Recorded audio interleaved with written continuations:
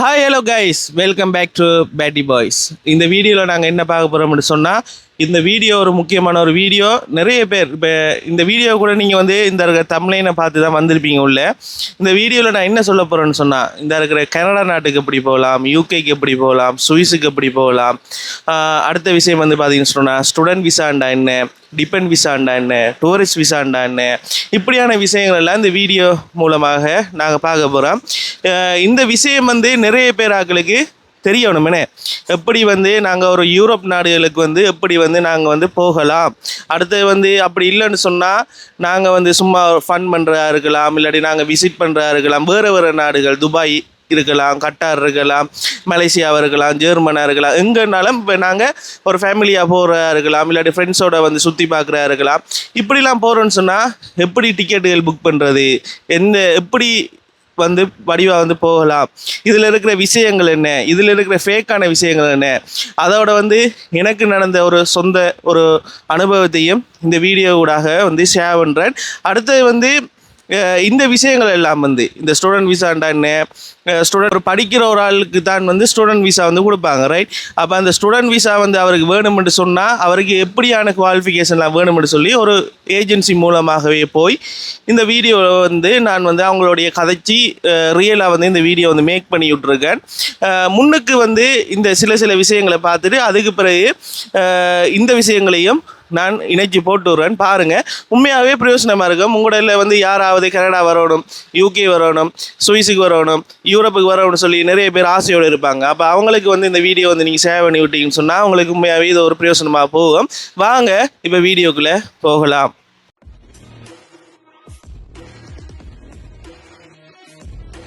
சரி, இப்போ வந்து பார்ப்போம். விசாவில் வந்து ஸ்டூடெண்ட் விசா, அடுத்து வந்து பார்த்தீங்கன்னு சொன்னால் டூரிஸ்ட் விசா, அடுத்து வந்து பார்த்தீங்கன்னு சொன்னால் டிபெண்ட் விசா, ரைட்? இந்த 3 விசா வந்து இருக்குது. இந்த விசா 3 வந்து பார்த்தீங்கன்னு சொன்னால் ஸ்டூடெண்ட் விசா வந்து ஒரு ஆள் படிக்கிற ஒரு ஆளுக்கு தான் இந்த ஸ்டூடெண்ட் விசா வந்து கொடுப்பாங்க. மேக்ஸிமம் இவங்க வந்து OL 5 பாடமாவது பாஸ் பண்ணியிருக்கணும். அதோட வந்து பார்த்தீங்கன்னு சொன்னால் இவங்களுக்கு ILT வந்து பாஸ் பண்ணியிருக்கணும். அதோட வந்து இவங்க இப்போ இன்னொரு நாடுகளுக்கு, யூரோப் நாடுகளுக்கு போகிறோன்னு சொன்னால் யூரோப் நாடுகளில் இருக்கிற ஒரு கேம்பஸில் வந்து ஒரு கோர்ஸ் உண்டு இவங்க வந்து படிக்கக்கூடிய மாதிரி, அதுக்கேற்ற மாதிரி இவங்களோட குவாலிஃபிகேஷன் எல்லாமே இருக்கணும். கட்டாயம் OL வந்து இங்கிலீஷ் இருக்கணும். அப்படி இல்லாத பட்சம் வந்து அதுக்குரிய சப்கோர்ஸுகளை வந்து முடிச்சு கொள்ளலாம் அந்த யூரோப்புக்கு ஸ்டூடெண்ட் விசா போகிற ஆக்கள், பிள்ளைங்கிட்டா. அதோட வந்து பார்த்தீங்கன்னு சொன்னால் பேங்க் பேலன்ஸ்லேருந்து எல்லாமே வந்து காட்டணும். இந்த இருக்கிற பேங்க் பேலன்ஸ், இந்த சோ மணி என்று சொல்லுவாங்க. இந்த சோ மணி வந்து என்ன காரணத்துக்காக யூரோப் நாடுகள் வந்து இதை கேட்குன்னு சொல்லி பார்த்தீங்கன்னு சொன்னால், என்னுடைய நாட்டுக்கு நீங்கள் வந்து ஸ்டே பண்ணுறதுக்கு உங்களோட கையில் காசு இருக்கா என்றதை வந்து யூரோப் வந்து அதை வந்து வெரிஃபை பண்ணிக்கொள்ளும். என்ன காரணம்னு சொன்னால், இப்போ வந்து பார்த்தீங்கன்னு சொன்னால் இந்த அசைலம் என்ற பிரச்சனை வந்து நிறைய பேர் என்ன போகிற எல்லாருமே வந்து அசைலம் அடித்து அகதிக்கு வந்து தஞ்சம் கூறி அந்த நாட்டிலே இருக்கிற காரணத்தினால கவர்மெண்ட் வந்து இப்போ இப்படி செஞ்சு கொண்டு இருக்கு. அப்போ முதலாவது விஷயம் பார்த்தீங்கன்னு சொன்னால் ஸ்டூடெண்ட் விசாவுக்கு இவ்வளோ குவாலிஃபிகேஷன் தேவை. அடுத்து வந்து பார்த்தீங்கன்னு சொன்னால் டூரிஸ்ட் விசான்னு சொன்னால் இப்போ ட்ராவலர்ஸ், இப்போ சும்மா போயிட்டு சுற்றிட்டு வரலாம். இப்போ கிருஷ்ணானா போயிருக்கிறேன், கிருஷ்ணானா போன மாதிரி அவர் போயிட்டு எல்லா வீடியோ எடுக்கிறேன். அதுக்கு பிறகு வந்து இன்னும் ஒரு கொஞ்ச நாளில் ஸ்ரீலங்கா வரையும் அதை வந்து நாங்கள் வந்து டூரிஸ்ட் விசான்னு சொல்லுவோம். டூரிஸ்ட் விசாவை பொறுத்தவரையில் அதுக்கும் பேங்க் பேலன்ஸ், எங்களோட அசெட், எங்களுக்கு சொத்துகள் வேணும். ஸ்ரீலங்காவில் நாங்கள் இருக்கிறோம்னு சொன்னால் எங்களுக்கு வந்து சொத்துகள் வேணும். அதே போல் வந்து எங்களோட பேங்க் பேலன்ஸ் வந்து காட்டணும். அதே போல் வந்து அங்கே நாங்கள் இப்போ ஒரு யூரோப் நாடுக்கு போகிறோம்னு சொன்னால் அந்த நாட்டில் எங்களை ஸ்பான்சர் பண்ணி எடுக்கிறதுக்குன்னு சொல்லி ஒரு ஆள் வந்து வேணும். அவங்க எங்களுக்கு ஒரு ஸ்பான்சர்ஷிப் லெட்டர் ஒன்று தரணும். இவ்வளவு வந்து இருந்தால் தான், இவ்வளோ விஷயங்களும் இருந்தால் தான் நாங்கள் ஒரு ஏஜென்சி மூலமாகவோ இல்லாட்டி நாங்கள் தனியாகவோ அப்ளை பண்ணி நாங்கள் ஒரு யூரோப் நாட்டுக்கு வந்து ட்ரிப் வந்து போகலாம், ரைட்? அது வந்து டூரிஸ்ட் விசா. 3வது விசா வந்து பார்த்தீங்கன்னு சொன்னால் இது வந்து 2க்கும் போனஸ். அதாவது இந்த 2 பிரச்சனையும் தேவையில்லை, இந்த ILTயும் தேவையில்லை, பேங்க் பேலன்ஸும் தேவையில்லை, ஒன்றும் தேவையில்லை. சும்மா ஏறி குந்தி இருந்தால் மட்டும் போதும், நாங்கள் உங்களை கூட்டிகிட்டு போவோம்ன்ற மாதிரி டிபெண்ட் விசா. அதாவது உங்களோட ஒய்ஃபாக இருக்கலாம், இல்லைன்னு சொன்னால் அவங்களோட அம்மா அப்பா யாராவது இருக்கலாம். அவங்களுக்கு வந்து ஒரு கார்டியனாக வந்து நீங்கள் போகிறீங்க. அப்போ உங்களோட இப்போ நீங்கள் கல்யாணம் கட்டினீங்கன்னா உங்களோட ஒய்ஃப் வந்து ஸ்டூடெண்ட் விசா வந்து அப்ளை பண்ணியிருந்தா அவங்களுக்கு வந்து ஒரு யூரோப் நாட்டுக்கு போகிறது கிடைக்குதுன்னு சொன்னால் நீங்கள் வந்து உடனே டிபெண்ட் விசா போடலாம். ஒய்ஃபுக்கு நான் தான் வந்து கார்டியன், ஸோ வந்து அவங்களோட நான் ட்ராவல் பண்ணி போகிறேன்னு சொல்லி நீங்கள் வந்து டிபெண்ட் விசா வந்து போட்டு போகலாம். இது வந்து போனஸ். IELTS இந்த ஒன்று இந்த நீங்கள் ஃப்ரீயாக ஏறி குந்தி இருந்துட்டு போகலாம். ரைட். இப்போ இந்த 3 வகையான விசா தான் இப்போதைக்கு வந்து இருக்குது. அப்போ இந்த விஷயங்களை வந்து நான் உங்களுக்கு சொல்லிட்டேன். அதே போல் வந்து இப்போ இந்த சமுதாயத்தில் நடக்கிற பிரச்சனை என்னன்னு சொல்லி பார்த்தீங்கன்னு சொன்னால், நிறைய பேர் வந்து காசுகளை வந்து யூரோப் நாடுகளுக்கு போகணும், ஸ்ரீலங்காவில் இனிமேல் எங்களால் வாழ இயலாது, யூரோப் நாடுகளுக்கு போனால் மட்டும்தான் எங்களால் வாழ இயலும், யூரோப்புக்கு போய் தான் நாங்கள் வாழுவோம் என்று சொல்லி நிறைய பேர் வந்து சொல்லி கொண்டாங்க. இப்போ இந்த யங்ஸ்டர்ஸ் எல்லாம் எடுத்துக்கொண்டீங்கன்னு சொன்னால், அவங்ககிட்ட கூட வந்து நாங்கள் கேட்ட தம்பி என்ன செய்ய போகிறீங்க, இப்போ ஓயில் படிக்கிறீங்க, ஓயில் முடிய என்ன செய்வீங்க, இல்லாட்டி ஏஎல் படிக்கிறீங்க, ஏஎல் முடிய என்ன செய்வீங்கன்னு சொல்லி கேட்டால் உடனே சொல்லுவாங்க, நான் யூரோப்புக்கு போயிடுவேன், IELTS எடுத்துகிட்டு யூரோப் போயிடுவேன். என்ன காரணம்னு சொல்லி பார்த்தீங்கன்னு சொன்னால், எங்களோட ஸ்ரீலங்காலேயும் எக்கனாமி வந்து வெரி லோ.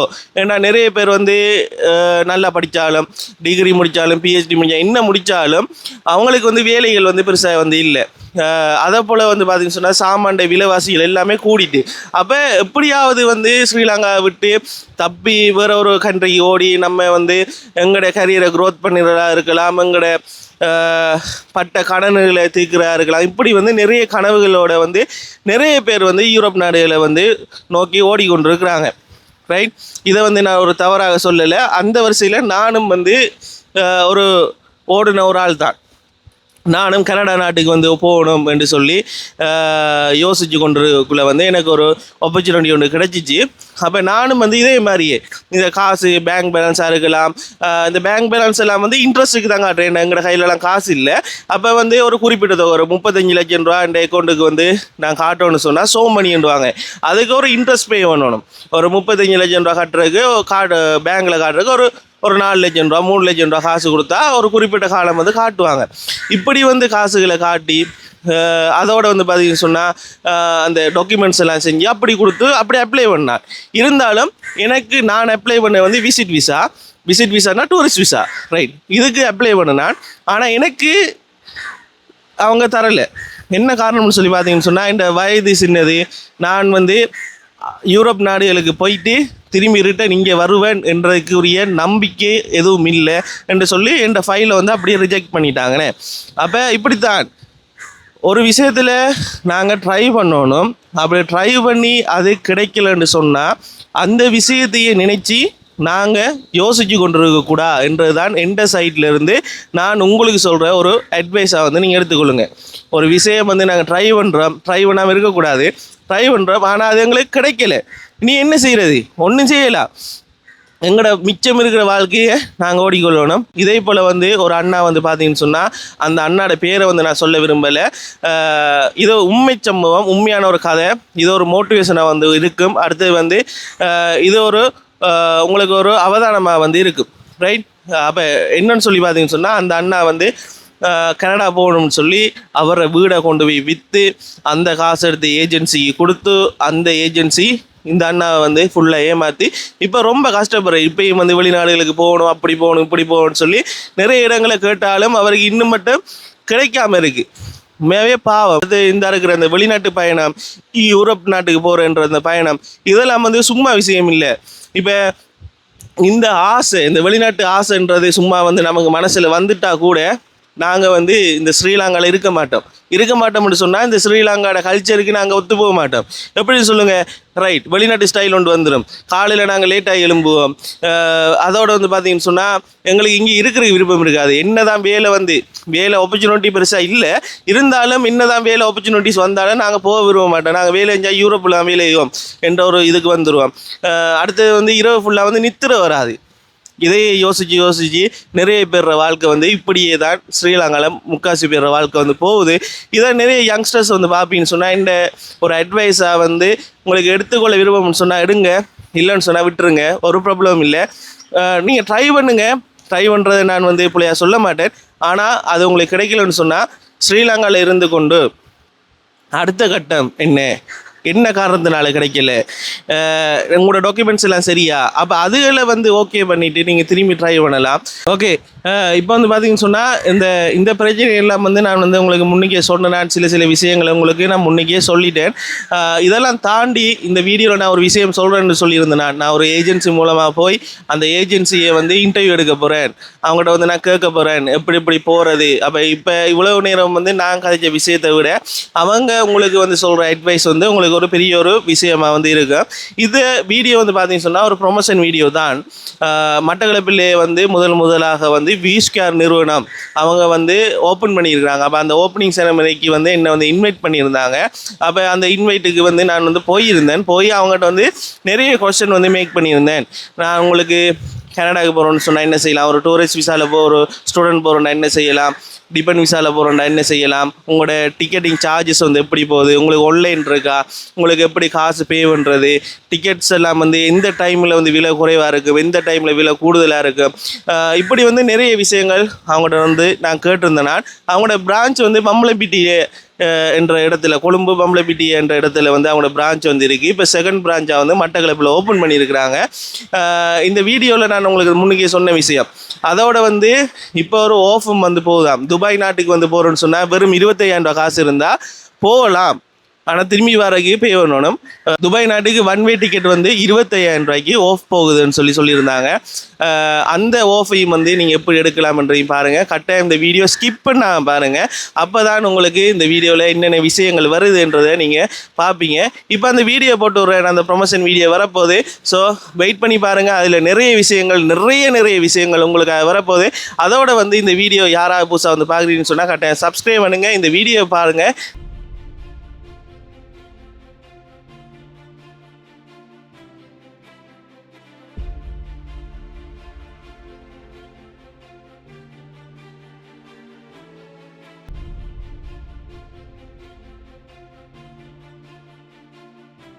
வந்து பார்த்தீங்கன்னு சொன்னால் இந்த விஸ்கேரில் வந்து இந்த டிக்கெட்டிங் வந்து செய்கிற இந்த மேனேஜரோட தான் நாங்கள் பேச போகிறோம். இவரோட பேர் வந்து ஆண்டனி டிலானே. Right, okay. சொல்லுங்கள், இந்த எப்படி உங்களோட டிக்கெட்டிங் வந்து புக் பண்ணணும். உதாரணத்துக்கு வந்து நான் ஒரு மலேசியா போகணும், இல்லைன்னு சொன்னால் தாய்லாந்து போகணும், இந்தியா போகணும்னு சொன்னால் நான் எப்படி அந்த டிக்கெட்டுகளை பெற்றுக்கொள்கிறேன்? டிக்கெட்டை நீங்கள் எங்கள்கிட்ட டிரெக்டாக பெற்றுக்கொள்ளலாம். ஏன்னா எங்களுக்கு ஏர்லைன்ஸில் இருந்து அயட்டாக்கு போயிட்டு அயட்டாலேருந்து டிரெக்ட் சிஸ்டம் இருக்குது எங்கள்கிட்ட. நாங்கள் என்னென்னா இப்படி தான் டிக்கெட் ப்ரைஸ் வந்து ஒவ்வொரு நாளும் 24 hours சேஞ்ச் ஆகிக்கிட்டு இருக்கு. என்னென்னா அந்த டிமாண்டுக்கு ஏற்ற மாதிரி மாறிக்கிட்டு இருக்கு. ஸோ அந்த டிமாண்டுக்கு ஏற்ற மாதிரி தான் ப்ரைஸ் சேஞ்ச் ஆகும். ஸோ அந்தந்த டேட்டுக்கு என்னென்ன ப்ரைஸ் இருக்கோ அது அந்த ப்ரைஸுக்கு தான் நாங்கள் இஷ்யூ பண்ணிக்கிறோம். இப்போ ட்ராவலை பொறுத்த வரையில் இப்போ நான் எனக்கு வந்து ட்ராவல் பண்ண ரொம்ப பிடிக்கும். அவங்க வந்து எந்த டைமில் கூடுதலாக ட்ராவல் பண்ண நல்லா இருக்கும்? அந்த டிக்கெட் வந்து எந்த டைமில்? டிக்கெட் வந்து இப்படி தான் பீக் சீசனில் டிக்கெட் ப்ரைஸ் ஹையாக இருக்குது. ஸோ அவங்க சீப்பாக ட்ராவல் பண்ணணுமாண்டா பிக் சீசன் இல்லாமல் ஆஃப் சீசனாக பார்த்து ட்ராவல் பண்ணாங்கன்னா ப்ரைஸ் குறைவாக இருக்கும். அந்த டிமாண்ட் இல்லாத டைம்களாக பார்த்து, யூரோப்பில் லீவ் இல்லாத டைம்களாக பார்த்து சீப்பாக ட்ராவல் பண்ணணும்னா அந்த நேரம் ப்ரைஸ் லோவாக இருக்குது. ஓகே, உங்களோட ஒன் வே டிக்கெட்டும் இருக்கா? Up and down one way ticket எல்லாமே இஷ்யூ பண்ணலாம். ஆனால் ஒரு விசா கேட்டகரிக்கு ஏற்ற மாதிரி இப்போ டூரிஸ்ட் விசாக்கு கட்டாயம் ரிட்டர்ன் டிக்கெட் தான் இஷ்யூ பண்ணுவோம். அதுதான் ரூல்ஸ். அப்போ அந்த அயட்டா ரூல்ஸ் படி தான் நாங்கள் இஷ்யூ பண்ணுவோம். இப்போ ஒன் வே போகிறவங்களுக்கு, எம்ப்ளாய்மெண்ட் போகிறாங்களுக்கு நாங்கள் ஒன் வே இஷ்யூ பண்ணி கொடுக்கலாம். அந்தந்த நாட்டு ஃபாரின் ரெசிடென்ட் விசா உள்ளாங்களுக்கு நாங்கள் ஒன் வே இஷ்யூ பண்ணி ஒரு ஒர்க் விசாவில் ஒரு ஆள் போகிறோம்னா ஒன் வே இஷ்யூ பண்ணி கொடுக்கலாம். அது பிரச்சனை இல்லை. அந்த டூரிஸ்ட் விசாவில் போகிறோம்னா கட்டாயம் ரிட்டர்ன் டிக்கெட் இஷ்யூ பண்ணி கொடுக்குறோம். அந்த அயட்டா ரூல்ஸுக்கு ஏற்ற மாதிரி தான் நாங்கள் இஷ்யூ பண்ணி கொடுக்குறோம். உங்களில் வந்து ஆக குறைஞ்ச விலையில் என்ன டிக்கெட் இருக்கு? ஆக குறைஞ்ச விலையில் இப்போ துபாய் டிக்கெட் இருக்கு. ஆனால் இப்படி தான் இன்றைக்கு சொல்கிற ப்ரைஸ் எந்த நாளும் ஒரு 25,000க்கு ஒரு ஆஃபர் போய்கிட்டு இருக்கு. ஆஃபர் போகுது. ஆமாம், துபாய்க்கு எத்திஹாட்ல லக்கேஜ் இல்லாமல் அவங்க துபாய்க்கு போயிட்டு அங்கேருந்து அபுதாபி போயிட்டு அங்கேருந்து துபாய்க்கு பஸ்ஸில் கூட்டிகிட்டு போகிறாங்க. அதாவது 25,000 ரூபாய்க்கு 25,000. ஆனால் அது வந்து இப்போ இருக்கிற ஆஃபர் அது அடிக்கடி மாறிக்கிட்டு. அந்த 25,000 என்ன இன்க்ளூட்? அந்த டிக்கெட் ஃப்ளைட் டிக்கெட் மட்டும்தான். அண்ட் 7 கிலோ ஹேண்ட் லக்கேஜ் கொடுப்பாங்க. அவ்வளோ 7 கிலோ ஹேண்ட் லக்கேஜ் கொண்டு போகலாம். இப்போ நாங்கள் வந்து 25,000 அந்த டிக்கெட் எடுக்கிறோம். எடுத்துட்டு அதே ஒரு விசாக்கு வந்து எவ்வளோ போகும்? துபாய் விசா வந்து ஒரு 32,000க்கு எடுத்துடலாம். 32,000 அப்படின்னா 55-56 போகும். அப் அண்ட் டவுன் போயிட்டு வந்துடலாம். இல்லை, அப் அண்ட் டவுன் இல்லை, நான் சொன்னது ஒன் வே. நீங்கள் அப் அண்ட் டவுன் போகணும்னா ஒரு 60,000 மாதிரி போகும். 60,000 அந்த 25-60 இருக்கும். ஆனால் அது இன்றைக்குள்ள ஒரு ஆஃபர். எவ்வளோ நாள் இந்த ஆஃபர் இருக்குது? இன்றைக்கு மட்டும் தானே அந்த ஆஃபர்? இன்றைக்கு வலிடாக இருக்குது, சொல்ல தெரியாது. நாளைக்கு ஒரு 24 hours சேஞ்ச் ஆகி கொண்டு அது ஆன்லைனில் நீங்கள் செக் பண்ணி தான் பார்த்துக்கணும். Right, okay. அடுத்த விஷயங்கள் வந்து இப்போ ஒரு ஆள் வந்து மலேசியா போகணும்னு சொன்னால் அவங்களுக்கு எவ்வளோ செலவாகும்? மலேசியா போகணுமெண்டா அப்படி தான், டிக்கெட்டுக்கு ஒரு 80,000 போகும். ஓகே, அவனோட டூர் பேக்கேஜ் எல்லாம் சேர்த்து ஒரு 1 lakh மாதிரி போகும். ஒரு 180க்கு per personக்கு போயிட்டு வந்துடலாம் மலேசியா. ரைட்.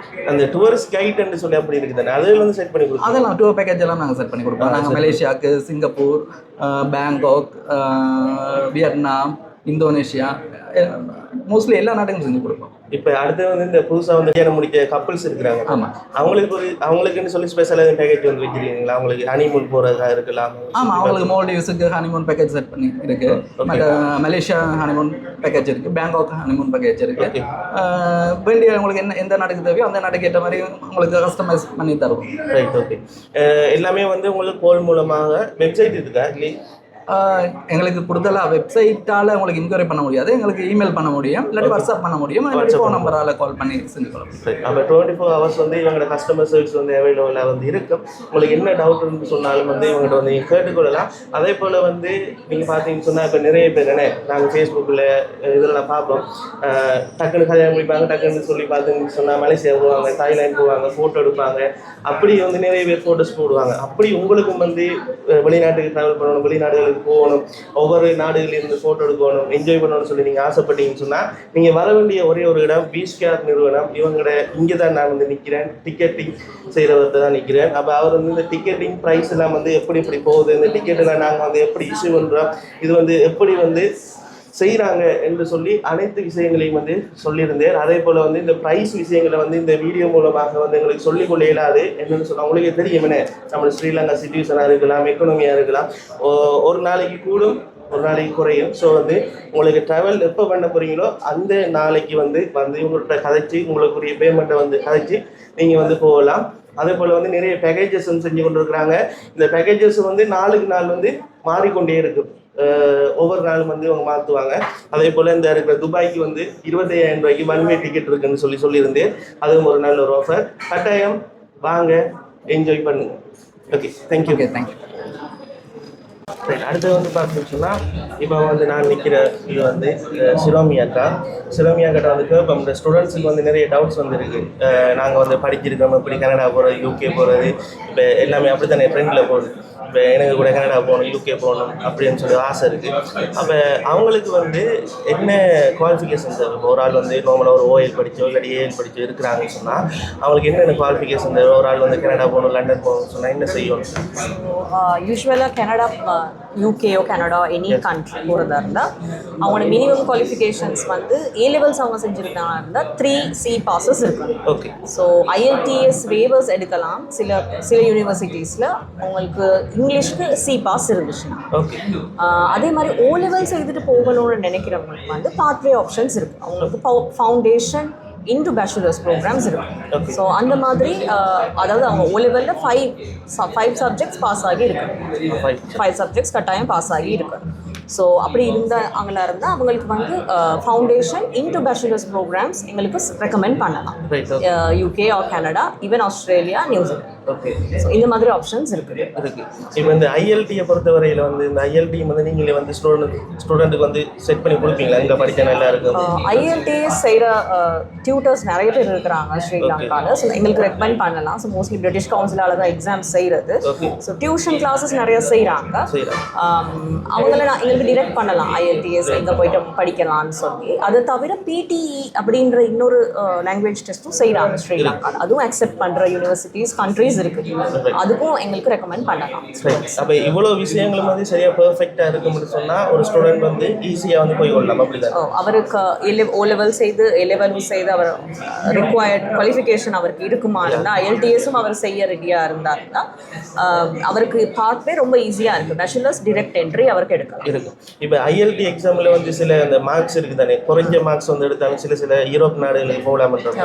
அப்படி வந்து எந்த நாடு வந்து என்ன ரெக்கமெண்ட்? அதாவது நாங்கள் வந்து யூரோப்பியன் கண்ட்ரீஸும் செய்கிறோம். ஃப்ரான்ஸ், ஜெர்மன், லட்வியா, மால்டா இந்த மாதிரி கண்ட்ரீஸும் நாங்கள் செய்கிறோம். ஸோ அதில் சில மால்டா மாதிரி கண்ட்ரீஸ்க்கு IELTS இல்லாமலும் போகிற ஆப்ஷன்ஸ் இருக்குது, சில ப்ரோக்ராம்ஸ்க்கு இருக்குது. ஸோ அந்த மாதிரி ஸ்டூடெண்ட்ஸ்க்கு நாங்கள் அது ரெக்கமெண்ட் பண்ணுவோம். பாத்வே ப்ரோக்ராம் போகிறவங்களுக்கு குறைஞ்ச ஸ்கோ IELTS செய்தால் போதும். அவங்க வந்து ஹையர் ஸ்கோ எடுக்கணுன்ற அவசியம் இல்லை. பிகாஸ் அவங்களோட ப்ரோக்ராம் வந்து ஃபவுண்டேஷன் அப்படின்னு இருக்கிற பட்சத்தில் அவங்க 5.5 அப்படின்ற அந்த ஸ்கோ எடுத்தாலே போதும். அப்படி எடுத்தாலே போதும். Right, okay. இது எல்லாம் இப்போ நார்மலாக வந்து இப்போ இந்த மால்டான்னு சொன்னீங்கன்னு, அந்த மால்டா அந்த இது நாட்டுக்கு வந்து போகிறோம்னு சொன்னால் எவ்வளோ முடியும்?